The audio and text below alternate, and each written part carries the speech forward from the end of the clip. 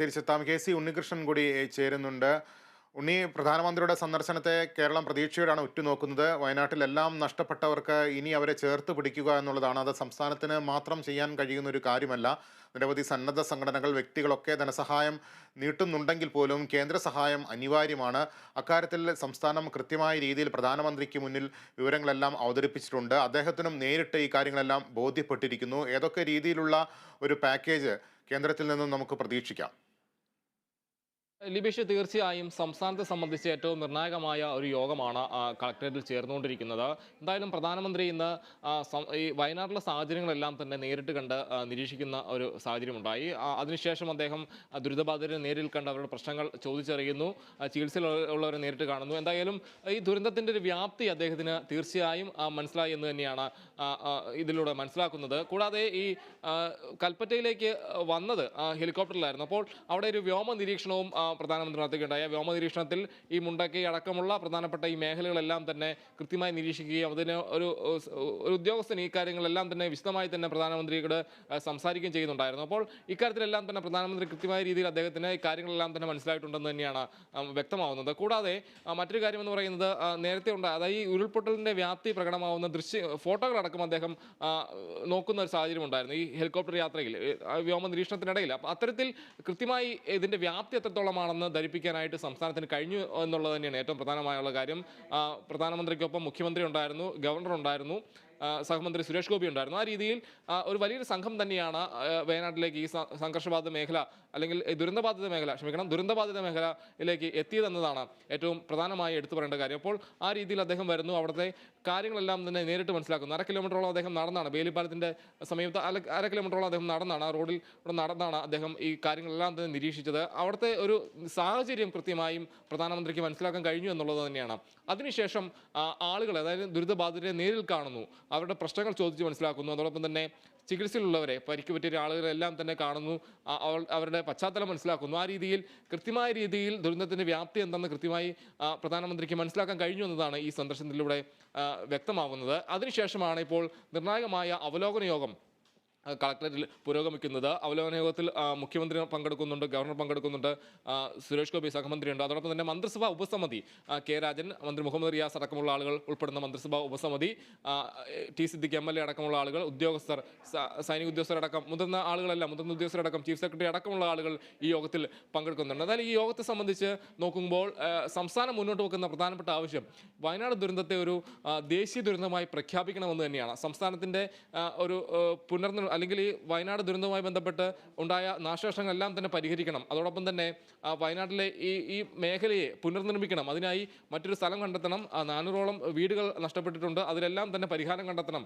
ഒരു ടൗൺഷിപ്പ് തന്നെ പുനർനിർമ്മിക്കേണ്ട സാഹചര്യമുണ്ട്. ആ രീതിയിലുള്ള കാര്യങ്ങളെല്ലാം തന്നെ സംസ്ഥാനത്തിന് മുന്നിലുള്ളതാണ്. ഒരു റീബിൽഡ് വയനാട് എന്ന രീതിയിൽ തന്നെയുള്ള പ്രവർത്തനങ്ങളാണ് സംസ്ഥാനത്തിന് നടത്തേണ്ടത്. ഈ ഒരു ഘട്ടത്തിൽ കേന്ദ്ര സഹായം അനിവാര്യമാണ്. 2000 കോടി രൂപയുടെയെങ്കിലും സഹായം വേണം എന്നാണ് സംസ്ഥാനം മുന്നോട്ട് വെക്കുന്ന ഒരു ആവശ്യം. അതോടൊപ്പം തന്നെ ദേശീയ ദുരന്തമായി പ്രഖ്യാപിക്കണം.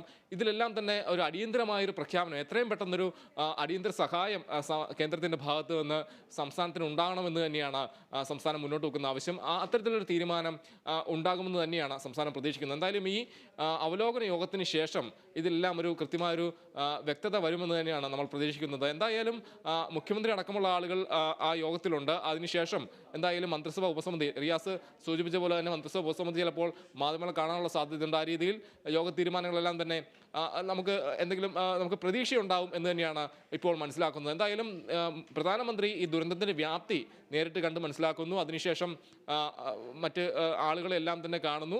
ഇപ്പോൾ ഈ കാര്യത്തിലെല്ലാം തന്നെ ഒരു അവലോകന യോഗം പുരോഗമിക്കുകയാണ്. എന്തായാലും ഇതിനുശേഷം ഒരു നിർണായകമായ പ്രഖ്യാപനം കേന്ദ്രത്തിൻ്റെ ഭാഗത്തു നിന്ന് ഉണ്ടാകുമെന്ന് തന്നെയാണ് മനസ്സിലാക്കുന്നത്. ലിബീഷ്, ഉണ്ണി, ദേശീയ ദുരന്തമായി പ്രഖ്യാപിക്കുന്നതിന് ചില സാങ്കേതികമായ തടസ്സങ്ങളുണ്ട് എന്ന് നേരത്തെ റിപ്പോർട്ടുകളുണ്ടായിരുന്നു. അങ്ങനെ ഒരു പ്രഖ്യാപനം ഇല്ലെങ്കിൽ പോലും വയനാടിന് കൈത്താങ്ങായി കേന്ദ്ര സർക്കാരിൽ നിന്നും കൂടുതൽ പാക്കേജുകൾ പ്രധാനമന്ത്രിയുടെ ഭാഗത്തു നിന്നും അത്തരത്തിലൊരു അനുഭാവപൂർണ്ണമായ ഒരു സമീപനം ഉണ്ടാകുമെന്ന് തന്നെ കരുതാം. ഈ ദുരന്ത പ്രഖ്യാപനത്തിനുള്ള സാങ്കേതിക തടസ്സങ്ങൾ നീക്കാനുള്ള നടപടികൾ ഉണ്ടാകുമോ? തീർച്ചയായും ആ രീതിയിലുള്ള ഒരു കാര്യം കൂടി ഉണ്ടാകും. ഇനിയിപ്പോൾ നമ്മൾ പ്രതീക്ഷിക്കുന്ന പോലെ ഒരു ചില സാങ്കേതികമായ ചില പ്രശ്നങ്ങളെല്ലാം തന്നെ ഉണ്ട്. ലിബീഷ് സൂചിപ്പിച്ച പോലെ തന്നെ ഈ ദേശീയ ദുരന്തമായി പ്രഖ്യാപിക്കുന്നത് ആ കാര്യത്തിൽ. അതോടൊപ്പം തന്നെ ഈ സംസ്ഥാനം പറയുന്നത് L3 കാറ്റഗറിയിലേക്ക് ഉൾപ്പെടുത്തണം. അതിന് അങ്ങനെ രീതിയിൽ വന്നു കഴിഞ്ഞാൽ കൂടുതൽ സഹായം സംസ്ഥാനത്തിന് ലഭിക്കുമെന്നൊരു കാര്യമാണ് പ്രധാനമായും ചൂണ്ടിക്കാണിക്കുന്നത്. അപ്പോൾ ആ രീതിയിൽ ഉള്ള ഒരു ആഗ്രഹമാണ്, അല്ലെങ്കിൽ ആ രീതിയിലുള്ള പ്രതീക്ഷയാണ് സംസ്ഥാനത്തിനുള്ളത്. L3 കാറ്റഗറിയിൽ ഉൾപ്പെടുത്തി ദേശീയ ദുരന്തമായി പ്രഖ്യാപിക്കണം എന്നുള്ള ആവശ്യമാണ് മുന്നോട്ട് വെക്കുന്നത്. കൂടാതെ അതിലൂടെ തന്നെ പ്രധാനമായും ഉള്ളത് കൂടുതൽ ധനസഹായം സംസ്ഥാനത്തിന് ലഭിക്കും. അതല്ല കൂടുതൽ പാക്കേജുകളിൽ എല്ലാം തന്നെ ഇതിലേക്ക് ഉൾപ്പെടുത്താം ഈ ദേശീയ ദുരന്തമായി പ്രഖ്യാപിക്കുന്നതിലൂടെ. ആ രീതിയിലുള്ള കാര്യങ്ങളാണ് പ്രധാനമായും ഇതിലൂടെ ലക്ഷ്യം വെക്കുന്നത്. മറ്റൊരു സാഹചര്യം എന്ന് പറയുന്നത് ഈ നിലവിൽ ഇത്തരത്തിലുള്ള ഒരു നേരിട്ട അവസ്ഥകളെല്ലാം തന്നെ മനസ്സിലാക്കിയ ഒരു ഘട്ടത്തിൽ പ്രധാനമന്ത്രി ഒരു അനുഭാവപൂർണ്ണമായ ഒരു നിലപാട് പ്രധാനമന്ത്രിയുടെ ഭാഗത്തുനിന്ന് അല്ലെങ്കിൽ കേന്ദ്രത്തിൻ്റെ ഭാഗത്തുനിന്ന് ഉണ്ടാകുമെന്ന് തന്നെയാണ് മനസ്സിലാക്കുന്നത്. എന്തായാലും വലിയൊരു ദുരന്തം തന്നെയാണ് വയനാട് ഉണ്ടായത് എന്ന കാര്യത്തിൽ ഒരു കൃത്യമായ രീതിയിലുള്ള ഒരു വ്യക്തത പ്രധാനമന്ത്രിക്ക് വന്നിരിക്കുന്നു എന്ന് നമുക്ക് മനസ്സിലാക്കാം. അത് അദ്ദേഹം നേരിട്ട് ഇക്കാര്യങ്ങളെല്ലാം തന്നെ മനസ്സിലാക്കുന്നു, നേരിട്ട് ചോദിച്ചറിയുന്നു കാര്യങ്ങൾ. ബെയിലി പാലം സന്ദർശിക്കുന്ന സമയത്ത് സൈനികരോടെല്ലാം തന്നെ സംസാരിക്കുന്നു. മുതിർന്ന ഉദ്യോഗസ്ഥൻ ഇക്കാര്യങ്ങളെല്ലാം തന്നെ അദ്ദേഹത്തിന് വിശദീകരിച്ചു കൊടുക്കുന്നു, അല്ലെങ്കിൽ അദ്ദേഹത്തിന് വ്യക്തമാക്കി കൊടുക്കുന്നു. ആ രീതിയിലുള്ള കാര്യങ്ങളെല്ലാം തന്നെ നടക്കുന്നുണ്ടായിരുന്നു. എന്തായാലും പ്രധാനമന്ത്രിയെ സംബന്ധിച്ച് ഇക്കാര്യങ്ങളിലെല്ലാം തന്നെ ഒരു വ്യക്തത ഈ ദുരന്തവുമായി ബന്ധപ്പെട്ട് നടന്ന സംഭവങ്ങളെല്ലാം തന്നെ കൃത്യമായൊരു രീതിയിൽ ഉണ്ടായിരിക്കുന്നു എന്നതാണ് ഈ ഒരു ഘട്ടത്തിൽ പറയേണ്ടത്. തുടർന്നാണ് അദ്ദേഹം ദുരന്ത ബാധിതരെ നേരിൽ കാണാൻ പോകുന്നത്. അവരുടെ പ്രതിസന്ധികളും പ്രശ്നങ്ങളെല്ലാം തന്നെ നേരിട്ട് മനസ്സിലാക്കുന്നു. ആ ഒരു ഘട്ടത്തിൽ തന്നെ എന്തായാലും എത്രയും പെട്ടെന്നൊരു സഹായ പ്രഖ്യാപനം ഉണ്ടാകുമെന്ന് തന്നെയാണ് പ്രതീക്ഷിക്കുന്നത്. എന്തായാലും ആ രീതിയിലുള്ളൊരു പ്രതീക്ഷ ഒരിക്കലും അസ്തമിക്കുന്നില്ല എന്ന് തന്നെയാണ്. എന്തായാലും കേന്ദ്രത്തിൻ്റെ ഭാഗത്തു നിന്ന് അനുഭാവപൂർണ്ണമായ ഒരു നടപടി എന്തായാലും ഇക്കാര്യത്തിൽ ഉണ്ടാകും. വയനാടിന് വേണ്ടി ഒരു സംസ്ഥാനത്തിന് സഹായമെന്ന രീതിയിൽ തന്നെ കേന്ദ്രത്തിൻ്റെ ഭാഗത്തു നിന്നൊരു കൃത്യമായൊരു സഹായം ഉണ്ടാകും, അല്ലെങ്കിൽ ഒരു പ്രഖ്യാപനം ഉണ്ടാകുമെന്ന് തന്നെയാണ് ഈ ഒരു ഘട്ടത്തിൽ പ്രതീക്ഷിക്കുന്നത്. എന്തായാലും ഈ അവലോകന യോഗത്തിൽ എന്തായാലും ഇതുമായി ബന്ധപ്പെട്ട കൃത്യമായ പ്രതിസന്ധികൾ അല്ലെങ്കിൽ നേരിടുന്ന പ്രശ്നങ്ങൾ, ഇപ്പോൾ കർഷകരുടെ അടക്കമുള്ള പ്രശ്നങ്ങളെല്ലാം തന്നെ നേരത്തെ ചൂണ്ടിക്കാട്ടിക്കുമെന്ന് പറയുന്ന സാഹചര്യം ഉണ്ടായിരുന്നു.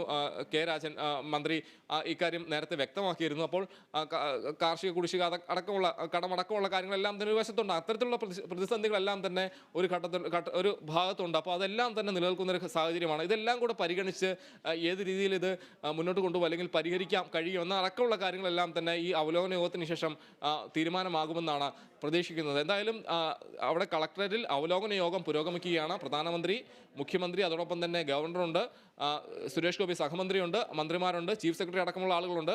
ഈ കാര്യങ്ങളെല്ലാം തന്നെ ഒരു വ്യക്തത ഇതിൽ വരും, ഈ അവലോകന യോഗത്തിന് ശേഷം വരുമെന്ന് തന്നെയാണ് പ്രതീക്ഷിക്കുന്നത്. എന്തായാലും സംസ്ഥാനം ആഗ്രഹിക്കുന്ന പോലെ തന്നെ വലിയൊരു പ്രഖ്യാപനം, ഒരു സഹായ പ്രഖ്യാപനം അല്ലെങ്കിൽ പ്രത്യേക പാക്കേജ് അടക്കമുള്ള കാര്യങ്ങൾ സംസ്ഥാനത്തിന് ലഭിക്കുമെന്ന് തന്നെയാണ് പ്രതീക്ഷിക്കുന്നത്. ലിബീഷ്. ശരി ഉണ്ണി, എന്തായാലും പ്രധാനമന്ത്രിയുടെ സന്ദർശനത്തോടുകൂടി കേരളം ആവശ്യപ്പെട്ടതുപോലെ 2000 കോടി രൂപയുടെ പാക്കേജ് എന്നതിൽ എന്തായിരിക്കും കേന്ദ്ര സർക്കാരിൻ്റെ ഒരു തീരുമാനം എന്നതിൽ ഇന്ന് തന്നെ പ്രധാനമന്ത്രിയുടെ ഭാഗത്തു നിന്നൊരു പ്രതികരണം ഉണ്ടായേക്കും. അല്ലെങ്കിൽ അദ്ദേഹം ഡൽഹിയിൽ മടങ്ങിയെത്തിയ ശേഷം കൂടുതൽ ചർച്ചകൾക്ക് ശേഷം വിശദമായൊരു പാക്കേജ് പ്രഖ്യാപിക്കാനും സാധ്യതയുണ്ട്. അവലോകന യോഗം ഇപ്പോഴും കൽപ്പറ്റ കളക്ട്രേറ്റിൽ പുരോഗമിക്കുകയാണ്.